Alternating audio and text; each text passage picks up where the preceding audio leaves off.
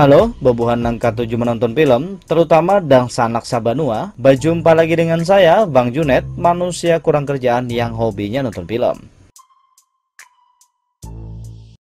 Film ini dimulai di sebuah perguruan bela diri. Ada banyak murid laki-laki dan perempuan.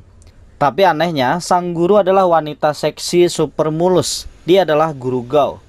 Kalau ada guru semulus ini, 1000% saya pun juga ikut berguru di sana. Kemudian seorang murid bernama Gulei maju ke depan. Karena tidak ingin latihan 1 lawan 1, dia ingin melawan semua orang. Dan keinginannya dikabulkan oleh guru Gao. Hasilnya sungguh memukau, semua dibabat habis. Sampai guru Gao pun dibanting kayak kaleng. Malam harinya di kamar Gulei sudah menunggu pendekar wanita yang menggunakan tombak. Namanya Qiao Bei.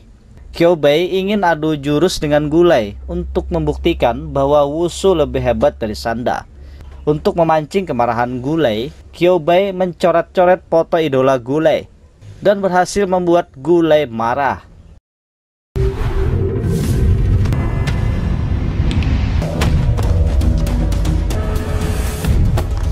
Eits, ternyata hanya hayalan Qiao Bei saja. Kenyataannya Qiao Bei kalah telak. Keributan itu memancing kedatangan guru Gao, dan kaki mulus itu menembus pintu.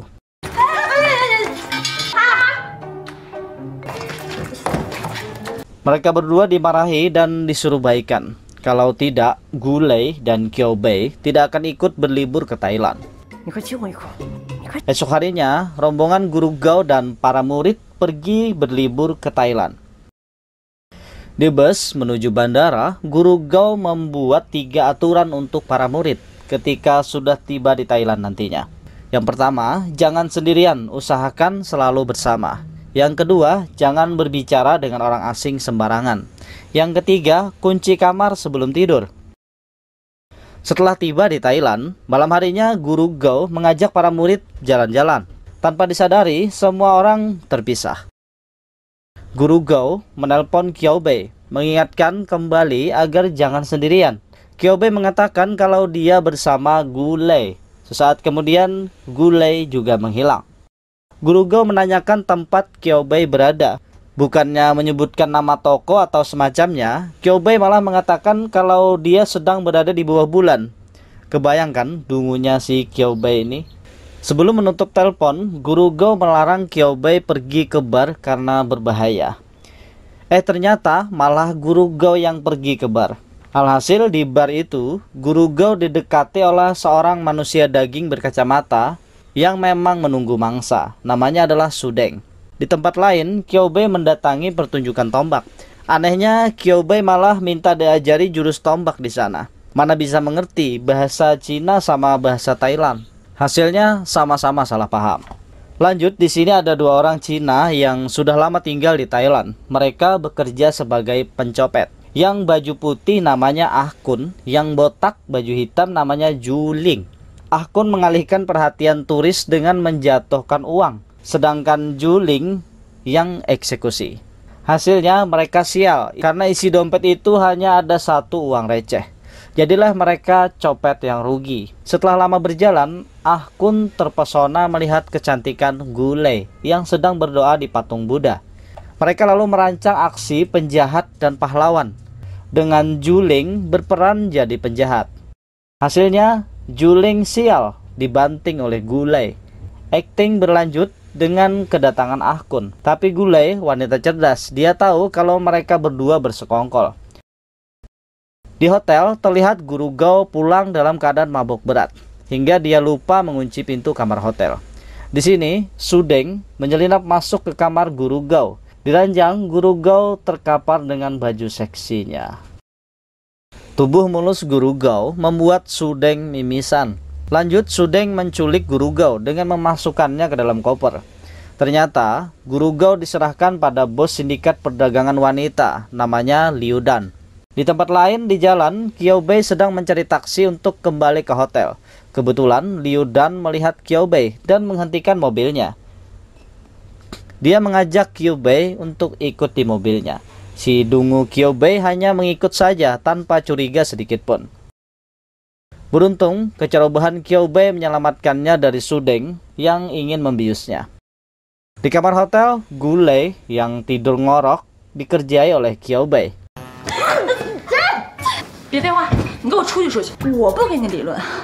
Sebelum pertengkaran itu memanas, Kyaobei menyeret Gulei menemui Guru Gao untuk mencari pembenaran. Ternyata Guru Gao tidak ada di kamarnya dan ada banyak bercak darah di lantai. Gulei yang cerdas langsung menyadari kalau terjadi sesuatu pada Guru Gao. Sedangkan Kyaobei hanya bisa merengek macam bocah.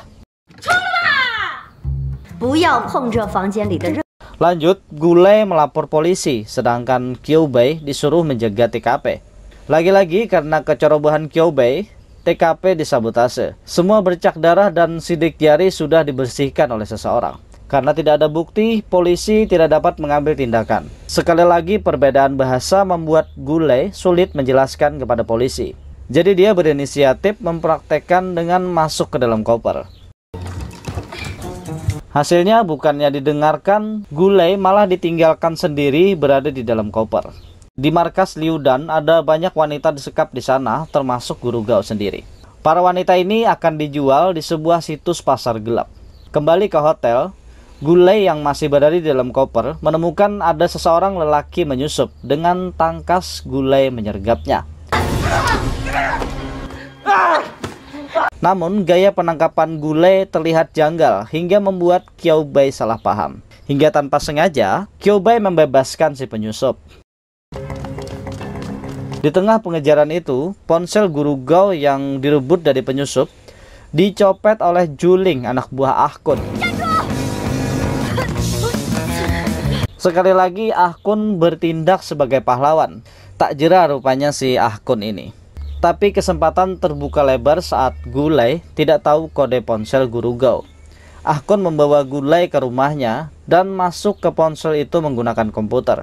Disinilah mereka menemukan foto Liu Dan, si bos penculik saat berada di sebuah bar.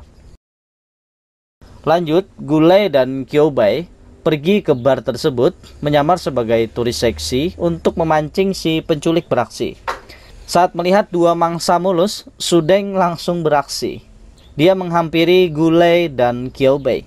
Sesaat kemudian, Gulei yang mengenali tato kalajengking di leher Sudeng menyadari kalau Sudeng adalah si penculik. Gulei langsung merayu Sudeng. Namun lagi-lagi si dungu Kyaobei berbuat onar, mengambil mic dan berteriak kalau dia mencari lelaki dengan tato kalajengking.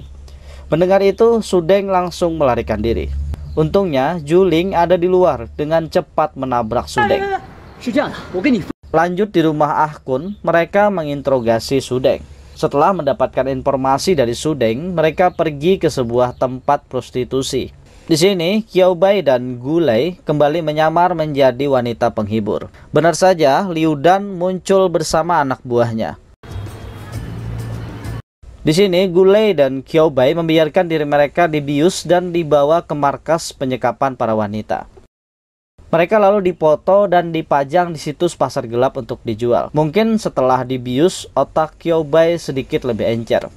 Saat penjaga lengah, Kyaobei menyerang penjaga itu dengan kakinya, lalu berusaha menyadarkan Gulei. Setelah Gulei tersadar, dia melepas ikatan pada tangannya, lalu menghapus semua foto di kamera yang tadi mengambil foto mereka, lalu menemukan foto Guru Gao di sana. Karena sudah mengetahui kalau Guru Gao ada di sana, Gulei mulai bergerilya memangsa para lelaki. Sudeng yang masih terikat di rumah Ah Kun dijaga oleh Juling. Namun Sudeng lebih pintar dari Juling, sehingga dia berhasil membodohi Juling. Juling tewas disetrum. Lanjut, Sudeng kembali ke markas Liu Dan. Bukannya disambut, malah Sudeng ikut ditangkap karena membocorkan informasi markas dan akan dijual ke India. Lanjut, duo semongko sudah main barbar, memangsa setiap lelaki yang mereka temui.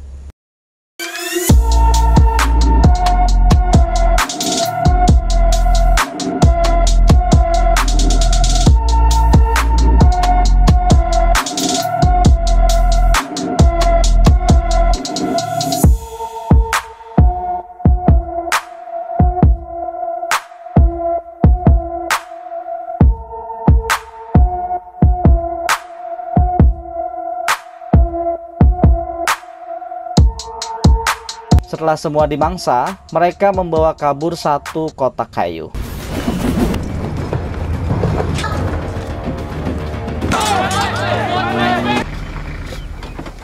Begitu kotak kayu dibuka, ternyata bukan Guru Gao yang ada di dalam. Itu adalah Sudeng yang akan dijual ke India. Ahkun lalu mengantar mereka ke kantor polisi. Setelah melaporkan semuanya, markas itu pun dikepung. Namun sekali lagi, semua orang lolos. Markas itu kosong dan semua barang bukti lenyap. Sungguh kegagalan yang hakiki. Rasa kecewa dan putus asa menderu di relung hati bagai sepotong kayu di arus deras, terombang-ambing tanpa tujuan. Ahkun juga merasakan hal yang sama. Setelah menemukan Juleng sudah tak bernyawa, seakan-akan hanya kesedihan yang menghuni dunia mereka. Kyobai yang merasa putus asa sampai memaksa orang di jalan untuk menculiknya. Sungguh lucu. Begitulah cara dunia mempermainkan manusia. Setelah semuanya, Gulai dan Kyobai dipertemukan tepat di depan patung Sang Buddha. Secara bersamaan mereka teringat Sudeng yang dibawa Ahkun. Mereka sadar hanya Sudeng kunci satu-satunya untuk menemukan Guru Gao. Pada akhirnya Sudeng yang telah dibuang bersedia membantu mereka. Dan pertarungan terakhir pun dimulai. Duo semongko kembali memangsa para lelaki.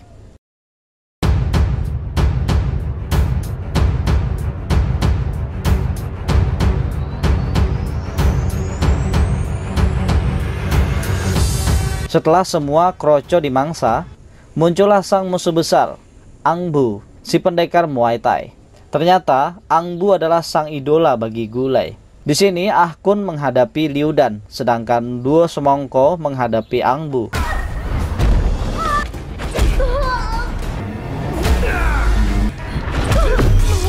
Di detik terakhir, Gulai berhasil mematahkan rusuk Angbu. Sedangkan Kyobai berhasil mendaratkan tusukan jari khas Wushu tepat di tenggorokan Angbu.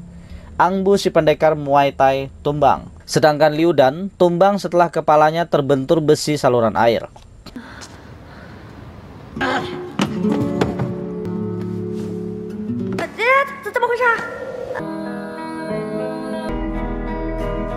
Pada akhirnya, rombongan Guru Gao kembali ke Cina dengan selamat dan mendapatkan penghargaan karena membantu menumpas sindikat perdagangan wanita. Sedangkan Ahkun tidak jadi bersedih karena Juling tidak jadi tewas, dia hanya pingsan. Lucunya si pendekar Muay Thai Angbu, dia dijual ke India. Jadi apa arti dari film ini? Semua hanya berawal dari sebuah kecerobohan. Jadi kawan, disiplinkan diri kalian mulai dari sekarang, meski itu sulit. Karena saya pun sadar, kecerobohan itu sulit untuk dihilangkan. Seperti penyakit bawaan lahir. Oke, semoga kalian terhibur dengan editan video saya yang seadanya ini. Saya Bang Junid undur diri dan sampai ketemu lagi di video selanjutnya. Subscribe, apa channelnya? Ada kena. Baru bigi barang masuk dah. Like and share and subscribe.